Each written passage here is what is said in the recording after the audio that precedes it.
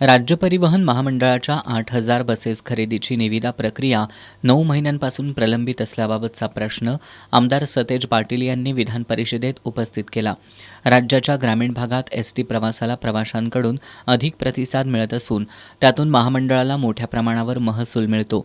त्यामुळे एसटीच्या ताफ्यातील नवीन 8,000 बसेसची खरेदी करून नवीन बसस्थानकांची उभारणी तसंच दुरुस्तीसाठी सन 2025-26च्या अर्थसंकल्पात 2,460 कोटी रुपयांची तरतूद करण्यात आली होती. त्यातील 1,600 कोटी रुपये खर्चाविना शिल्लक आहेत. बसस्थानकांच्या कामाची निविदा आणि 8,000 नवीन बसेस खरेदीकरता तरतूद केली असताना या बसेस खरेदी करण्याची प्रक्रिया 9 महिने होऊन देखील पूर्ण न झाल्यामुळं निधी खर्च होऊ शकला नाही. हे खरंय का? नवीन बस खरेदी आणि बसस्थानकांच्या कामांच्या निविदा प्रक्रिया पूर्ण करण्याच्या दृष्टीनं शासनानं कोणती कार्यवाही केली आहे, असे प्रश्न आमदार सतेज पाटील यांनी उपस्थित केले.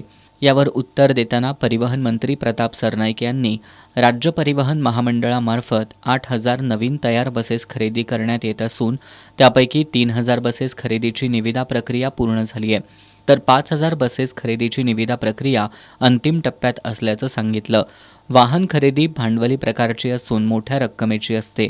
ही बाब लक्षात घेता एसटीच्या 8,000 नवीन बसेस खरेदीची निविदा प्रक्रिया रखडली असं म्हणता येणार नाही, असा दावा मंत्री प्रताप सरनाईक यांनी केलाय.